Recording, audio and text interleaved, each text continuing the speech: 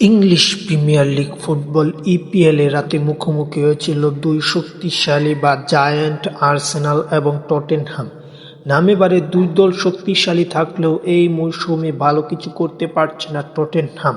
এই ম্যাচটিতে ম্যাচের ২৫ মিনিটে সনের গোলে এগিয়ে যায় টটেনহাম এবং ৪০ মিনিটে ম্যাচটি সমতায় ফিরে আর্সেনাল এবং ৪০ মিনিটের সমতায় ফেরার মাধ্যমে ম্যাচটি অত্যন্ত সুন্দর এবং জমজমাট হয় এবং ৪৪ মিনিটে আর্সেনাল ম্যাচটিতে ২-১ লিড নিয়ে পরবর্তীতে ২-১ লিড নিয়ে বিরতিতে যায় এই আর্সেনাল এবং বিরতি থেকে ফিরে অত্যন্ত পরিশ্রম করেছে দুই দলই গোল করার জন্য, কিন্তু কেউ কোনো গোল করতে পারেনি।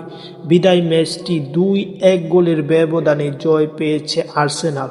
এই ম্যাচটা অত্যন্ত দরকার ছিল জয়ের, আর্সেনাল টাই করতে পেরেছে তারা এবং এই ম্যাচটি জিতে পয়েন্ট টেবিলের ২ নম্বরে আছে তারা। অপরদিকে টটেনহাম পয়েন্ট টেবিলের খারাপ অবস্থানে আছে, যেখান থেকে তারা চ্যাম্পিয়ন্স লিগ বা ইউরোপা লিগও খেলতে পারবে না, তার পরের অবস্থানে আছে, তারা ১০-এর পরে আছে। সবকিছু ঠিক থাকলে এখন পর্যন্ত প্রিমিয়ার লিগের আরও ম্যাচ আছে। টটেনহাম যদি পয়েন্ট টেবিলে আরও উন্নতি করতে না পারে তাহলে চ্যাম্পিয়ন্স লিগ বা ইউরোপা লিগেও তাদেরকে দেখা যাবে না।